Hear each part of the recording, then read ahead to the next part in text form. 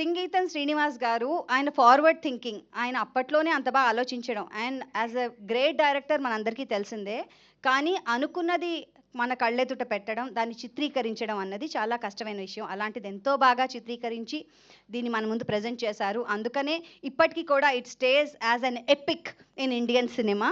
So మన సంగీతం శ్రీనివాస్ గారు ఇవాళ రాలేకపోయారు, కానీ వీఆర్ యూజింగ్ ద టెక్నాలజీ. అక్కడ కూడా ఆయన టెక్నాలజీలోనే మనకు అన్ని చూపించేశారు. ఇప్పుడు మనం iPads and calling people from different Jones అప్పుడే చూసేసాం మనం. అండ్ అలాగే లెట్స్ యూజ్ ద టెక్నాలజీ అని ఆయన చెన్నై నుంచి టెక్నాలజీ యూజ్ చేస్తూ మనకి ఏవీ రూపంలో ఇక్కడికి వస్తున్నారు. సో ఏవీ ప్లీజ్. ఆల్రెడీ రామారావు గారు శ్రీకృష్ణదేవరాయల పాత్ర వేశాడు. తిమ్మరుసు నేను పనిచేసా, నేను స్క్రిప్ట్ కూడా ఒక వర్షన్ రాశా పింగళ నాగేంద్రరావు గారికి.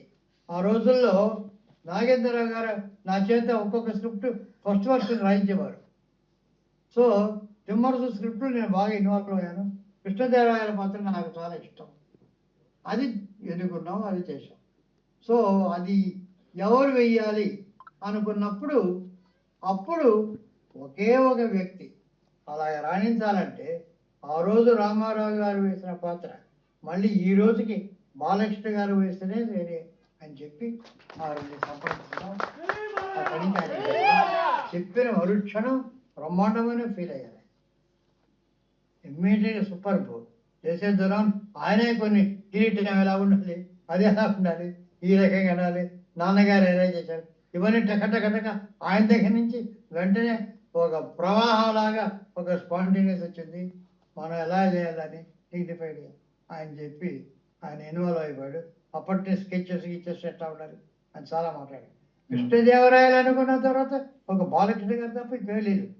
కృష్ణదేవరాయలు అనుకున్న తర్వాత వెంటనే ఆయన, ఎందుకంటే వాళ్ళ నాన్నగారు చేశారు, వాళ్ళు చేశారు బాగా. ఇంకెవరు ఉన్నారు ఇప్పుడు ఆలోచించిన ఇవాళ కూడా నాకు దొరకలేదు. So that is the thing. Balakrishna గారికి వెళ్ళడం, ఒకసారి అపాయింట్మెంట్ ఫిక్స్ చేయడం, రాయడం. సో ఆయనే కరెక్ట్ ఇవాళ. కానీ ఇప్పటికి వరకు నాకు ఆ రీప్లేస్మెంట్ లేదు బాలకృష్ణ గారికి Krishnadevaraya.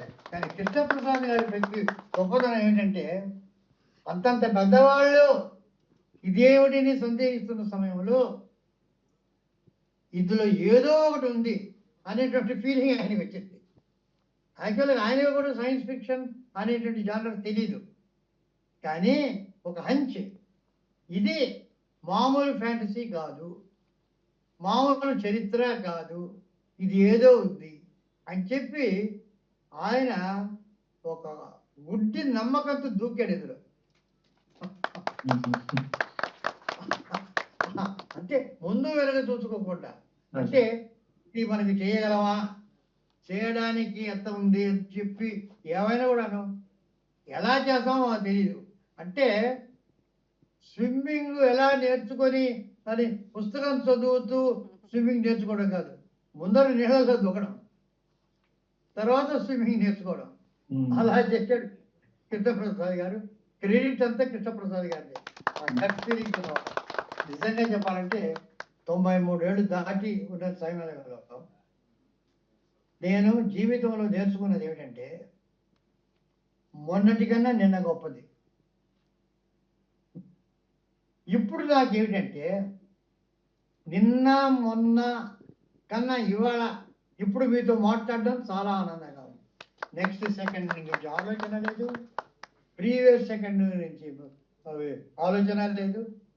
Live for the present and enjoy and experience the present. అది నా ఇప్పుడు 93 years నా ఫిలాసఫీ.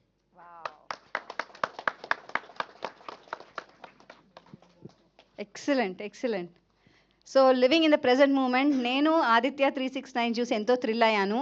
అండ్ ఇప్పుడు ఇలా రిలీజ్ ఈవెంట్కి నేను ఇలా యాంకర్గా ఉంటానని నేను చాలా థ్రిల్ అవుతున్నాను. బికాజ్ డెఫినెట్గా నేను చేసుకున్న అదృష్టంగా భావిస్తున్నాను. బికాజ్ చిన్నపిల్లలుగా చూసి దాని తర్వాత ఇదే సినిమా రిలీజ్ అంటే ఒక థ్రిల్ ఉంటుంది. సో అంతే థ్రిల్లింగ్గా ఇంకో విషయం చెప్పాల్సింది ఏంటంటే, శివలంక కృష్ణప్రసాద్ గారు ఒక సినిమా చేయాలి అంటే దానికి కావాల్సిన వెనకాల ప్రొడక్షన్ ఇవన్నీ పక్కన పెడితే దానికి బోల్డంత డబ్బు అవుతుంది, ఎలా తీస్తారో, ఇది సైన్స్ ఫిక్షన్ ఎలా వస్తుందో అన్న దాని మీద ఆయన నమ్మకం ఏంటంటే కథ అండ్ డైరెక్టర్ గారి మీద, and of course the beautiful cost. And ఇంత ధైర్యం చేసి ఇంత మంచి సినిమా తీశారు కాబట్టి అండి, thanks to you. You've given the best to the world today through Indian cinema. Thank you so much.